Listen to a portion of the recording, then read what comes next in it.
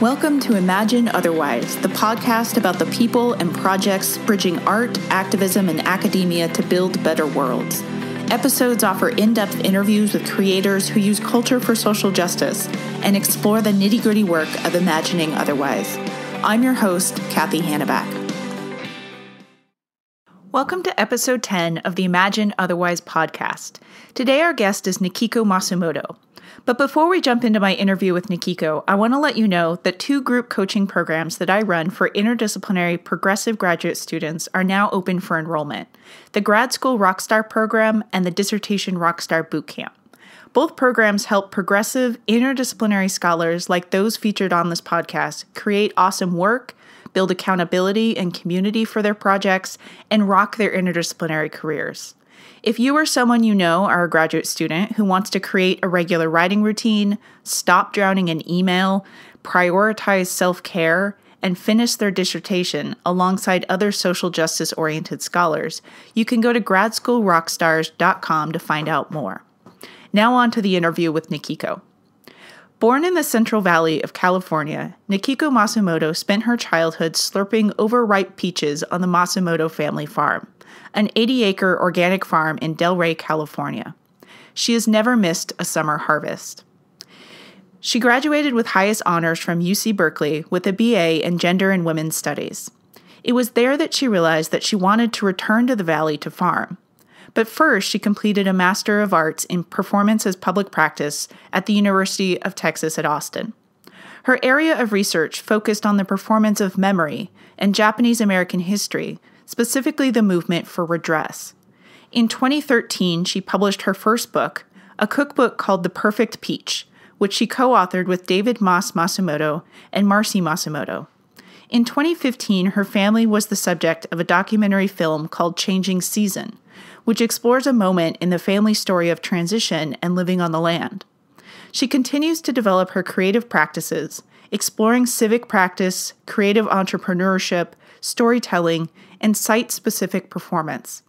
She's currently a Creative Community Fellow with National Arts Strategies, serves on an advisory board for the College of Arts and Humanities at the California State University, Fresno, and is a board member of the Alliance for California Traditional Arts, as well as the Western States Arts Federation. On most days, you can find Nikiko on a tractor, dreaming of projects yet to be born. Thanks so much for being with us, Nikiko.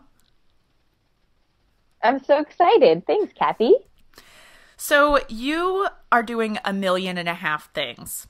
And so I'd love to just kind of start with some of the current projects that you're working on, the new projects you're putting together, and then hopefully we'll also get a chance to pull in some of your past work. So I'd love to start with the forthcoming companion book that you have that is a companion piece to the documentary film Changing Season. And could you tell us just a little bit about that documentary, about the book, and about that project more broadly? Absolutely. This has been a really interesting endeavor for me because Changing Season is a documentary film that just debuted in March of 2015. And it was a fascinating process to be the subject of someone else's creation.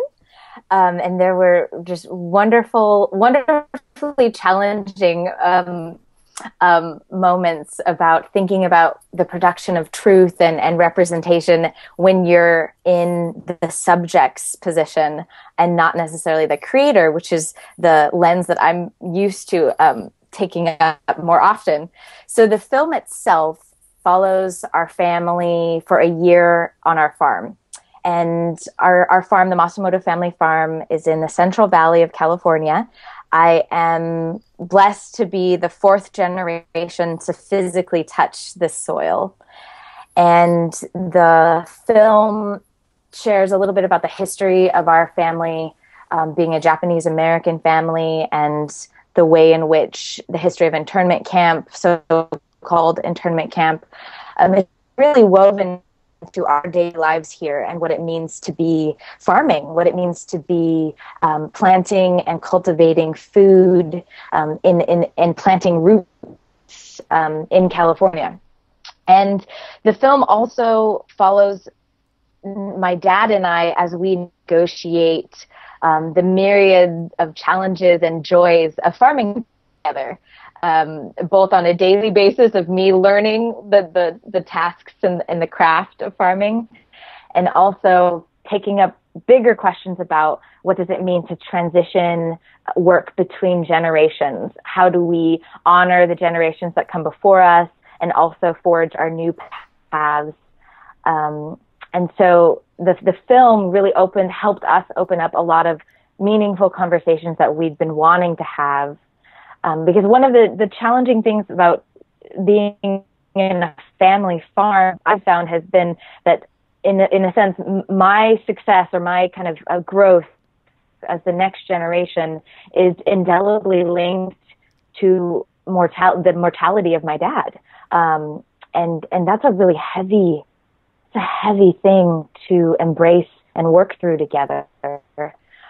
So inspired by the experience of the film, we wrote a book together that explores some of these concepts more particularly through our voices. And so that book, the manuscript is done, yay, and it hopefully will be out this summer, 2016. That sounds great.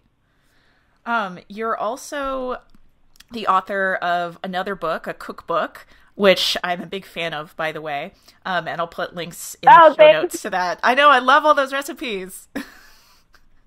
But your cookbook... Thanks, Kathy, I'm so glad. Your cookbook is called The Perfect Peach, and it focuses on peaches, as is the focus of your farm. So you write and you work in so many different genres, and I want to talk about several of those today. But why do you combine food with film, with farming, with performance, with theater? Why do you work across those different mediums? And they all seem kind of connected to, they kind of come back to food in particular. That is such a great question. I strongly identify as a generalist. So I have been really challenged and excited to transfer skills and questions and explore them through different mediums. I never thought I would write a cookbook, to be honest. But as I was doing research and working on the cookbook specifically, it was amazing to hear in my dialogues, in my conversations, how much of my work in performance studies and performance as public practice was pulled into the idea of creating a recipe as an archive that calls forth an embodied ritual. And so to me, it has been so fascinating to explore and discover and create through the lens of food and farming as it relates to place, as I want to say, like, entry points to pull in all of these other different manifestations of art, writing, storytelling, spoken word. I'm sometimes get dizzy just thinking about myself. But it's been delightful. So yet another kind of genre that you're working in, as you mentioned, is performance. And you have a new performance piece that you're developing called Who Will Feed Us? And you're working in collaboration, as you often do on a lot of your projects. And I hope we can talk a little bit more about that process. But you're working with a master taiko player, a drummer as well, who's also a composer. Can you tell us a little bit about that project and what it's like to work in a genre theater that you do have experience in, but also kind of stretch yourself a little into the music realm, into kind of multimedia performance? Yes, I can speak to that. Roy and I are just beginning our partnership, and Roy Hirabayashi, he is an incredible taiko master and composer, and he works through thinking through sound and movement, percussion, and much of my work across different genres, storytelling, performance, has been rooted in writing and the word and words. So it's it's been really fun already to begin to think about how those two intersect, and when is a moment for translation across genre, translating words into sound or sound into words, and when is it better to let sound be itself, and when is it better to let words be themselves, and also inhabit like the space of the difference between the two. So we are just in the beginning of our process, and we are starting by really exploring some of our own biographies of generational knowledge. And so we've talked a lot about names, we've talked a lot about death, we've talked a lot about cooking and food. And working with him has changed the way that I inhabit my daily life as a farmer. All of a sudden, I start thinking about the way the tractor sounds, and thinking about how those carry through the farm, how my Jichan, my grandfather, worked on the same tractor and sat in the same place, and what does that mean, and how can you capture those stories? So that project, it's going to be a couple years of research for us to compose an original piece together, but I am full of more questions than I am answers at this point. Obviously, this is a podcast that is interested in the intersections of art, academia, and activism. And since I started it, you are certainly one of the people who came to my mind first as the literal embodiment of this intersection. So I'm super glad oh my gosh. You're here. But how do you... I was so excited to see your launch of this podcast series. It's been quite a ride. It's been pretty fantastic. So how do you see that intersection in your own work, kind of from your own perspective? How do you combine the work that you do as an academic, the work that you do as an artist, and the work that you do as an activist? It's such a great question, and one that I'm not sure I have a great answer to, but a lot of my work has emerged from the struggle of trying to combine different modes of knowing that I have been able to experience. So when I graduated from UC Berkeley, after studying gender women's studies, coming home to farm was really challenging because I didn't have tools to express and translate some of what I had experienced in academia to other contexts. I didn't know how to talk to my neighbor about feminism in a way that would create a space for true engagement. And so, in a way, art has been a method for me to continue to explore and try to answer some of the intellectual questions that drive my life. How do we create a more equitable world? How do I communicate my questions about the way power is functioning?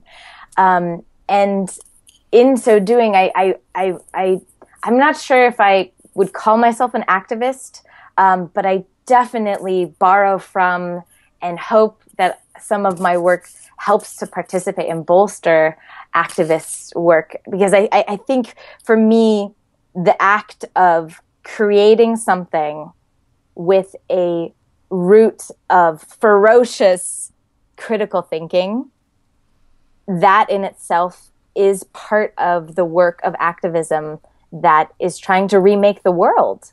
I mean, that for me, the intersection, all of those three are so interrelated that I can't imagine one without the other.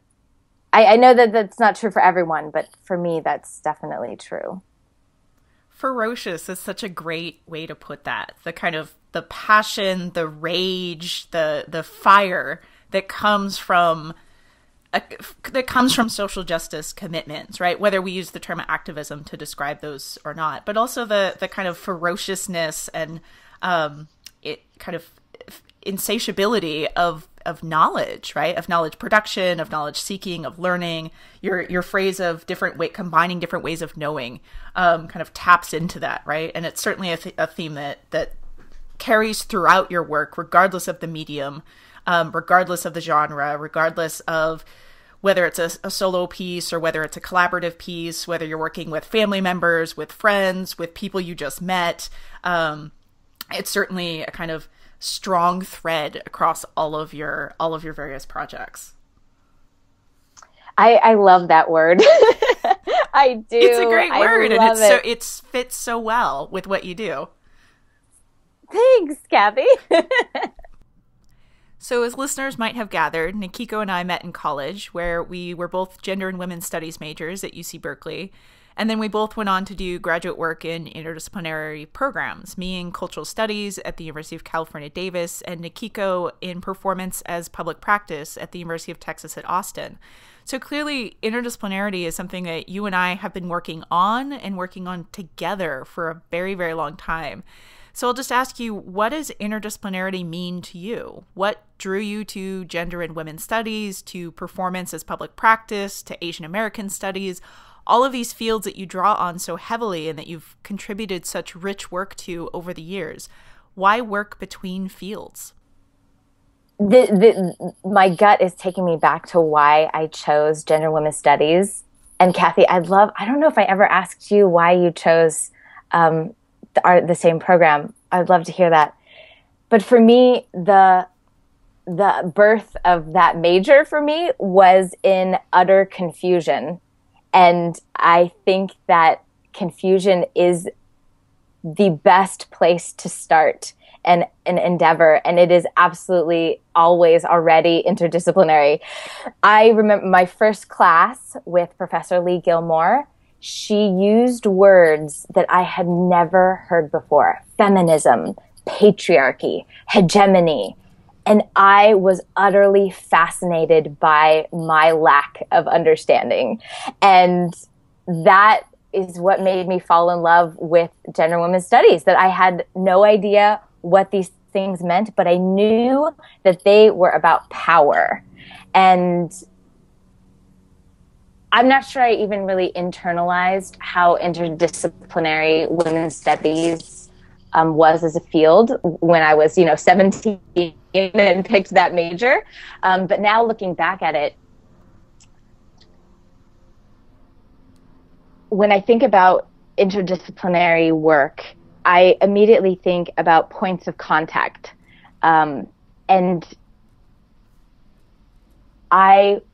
For me, working across genres and working across fields is in itself a practice of defiance and liberation. I know this reminds me of your work in undergraduate. I mean, why would we want to uphold literally the words disciplines that are separate? They just beg to be challenged, don't you think? And so I think having conversations, yes. It's almost our responsibility to challenge the borders of disciplines. Yes, I completely agree. And I had a very similar, in some ways, kind of reason for turning to it. The kind of recognition that you could do everything with this type of a field, with this type of a degree. And the disciplines that I was taking courses in, as part of the GE requirements, they didn't give you the world, and much less encourage you to make a different one. And gender and women's studies does. Absolutely. It does. And, it's so fascinating. Kathy, I never made this linkage before. It's amazing. In the past couple of years, I have really felt a yearning to pay attention to my spiritual life. And so I have been cultivating a Buddhist practice of stopping and consciously looking at things from multiple angles on a spiritual level. And that's exactly what interdisciplinary work asks and challenges you to do, is to intentionally pause and look at something from multiple different angles and validate what each of those angles has to offer.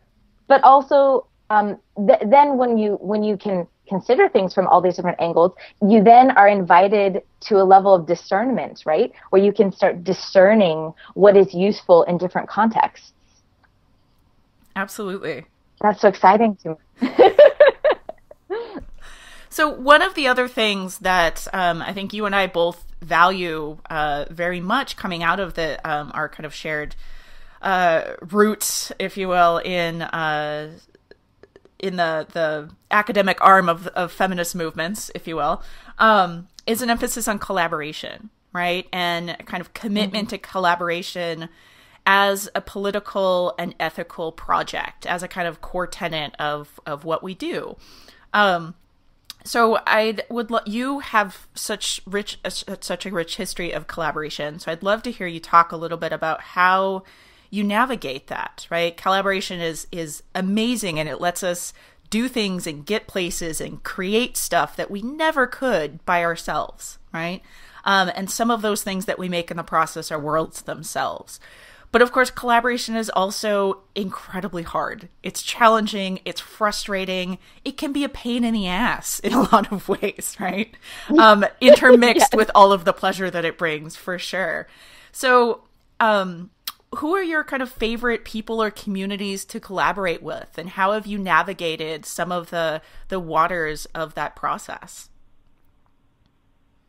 That's such a rich question as well. Oh my gosh. I just have to say, whenever I'm working in a collaborative project, on many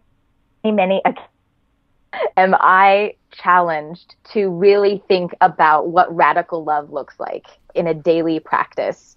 And I think collaboration is a word that we use lightly, and it's not light at all. It is serious commitment to being present with another human being and working together, which inherently means navigating through differences, disagreements, misunderstandings. So I always think about radical love. I have, in the last couple years, I've been involved with and thinking a lot about rural placemaking and rural communities. I live on a farm with my family. I very much so identify as rural. And so I have been thinking and working across differences that I'm not sure I ever thought I would. We're talking about folks down the road who hang a Confederate flag, and they are my neighbor, and they farm as well. And we are both small farmers, and they have, helped me when my tractor tire was flat. And so it's a real challenge to think about, how do I speak up, stand up, and intervene in contexts where huge, where ideas about what equity and justice look like are vastly separate. So how do I stand up and be vocal and honor the rage that I feel at injustice? How do I do that? And at the same time, understand that in some contexts, I depend on this person who I rage against, right? And so I have been blown away by the nuances and the wisdom that I have found by navigating some of those relationships in rural spaces. I have found many more moments of honest truth-telling in my life here on the farm than my life in urban spaces. And that's just my experience. I think there's amazing truth-telling going on everywhere. But I do think that one of the amazing things about collaborating in rural spaces is that because there are so few people, you can't self-segregate along political veins as easily. You have those contact zones all the time, and so I continue to struggle with this. I continue to struggle with how to embody my values and my dreams in a world of people who have vastly different experiences and vastly different values. So that's kind of an extreme example of collaboration. Some of my other collaborations, I've participated in a civic practice project, which was asking artists to give their artistic skills and creativity and knowledge in a partnership with a non-arts partner to serve some type of community or civic function. And in that particular collaboration, I worked with an agricultural education nonprofit, and I worked with a couple different staff members to develop arts-based exercises to match and expand their curricula. And what was so fascinating to me in that collaboration was the depth and formidability of the word creativity itself. I didn't realize that for some people that word carries with it a strong reaction of, oh, I'm not creative. And a friend of mine, she wrote an amazing blog piece that explored the concept of a creativity wound, and that so many people at some point in their life were told that they're either not creative, or that they don't draw well enough, or they don't think well enough, and so they shut off that identity of like being a creative being. So a project that I had no idea would lead me down this path of really understanding more deeply the vast ways that our experiences of wounds continue to inform how we delimit what we are willing to try. That was a result of this collaboration, and I had no idea. And so now I carry myself in the word creativity with more empathy and understanding about what that particular word may provoke in another person. Wow, that's really powerful. I don't know if that was helpful, Kathy. I went real far in that one. That's exactly the kind of stuff that I was hoping that we would get at. So this leads me to my favorite question that I get to ask guests. And if I'm honest, it is the entire reason why I started this podcast, is because I wanted to get a whole bunch of really smart, creative, brilliant, badass people together and ask them this one question. But since a podcast needs to contain a little bit more information, I added more stuff. But this is really the guts of the project. So obviously this podcast is called Imagine Otherwise, and the kind of central tenet is people working for some version of a better world, right? Who are bringing together the areas of art, of activism, and academia in the service of that. So I want to know what your better world is. What do you want? What are you fighting for? What are you helping to create when you write your cookbook, when you get on stage, when you write your plays, when you collaborate with Confederate flag waving neighbors, when you and kind of navigate the historical as well as present wounds that come with that. What is the world that you're building? What do you want? I love this question, Kathy. I think you are brilliant by asking and inviting this type of imagining. My answer is probably articulated in different ways on different days. But today it's feeling like the world I want to see is one where we are able to express our ferocious questions and quests and where we can find the nourishment from ourselves and each other to live holistic lives that include joy and happiness and pleasure, but also make space for the wisdom that comes from understanding what healing looks like, what struggling together looks like, and what imagining together can look like. I want a world of pure freedom. I want a world of dreams that are sustainable, dreams that are bright and brilliant.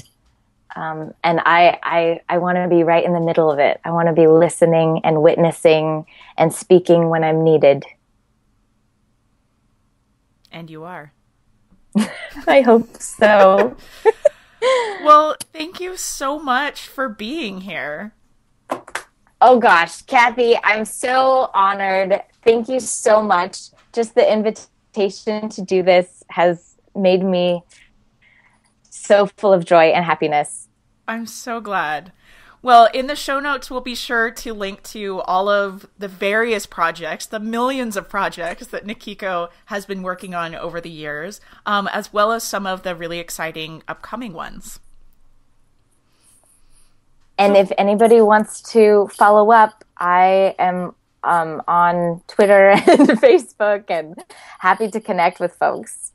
Awesome. We'll be sure to put those links as well. Thank you again. Thank you so much, Kathy.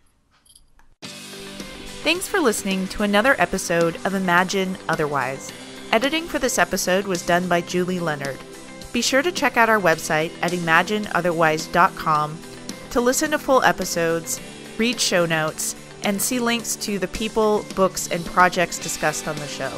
You can also subscribe to us on iTunes.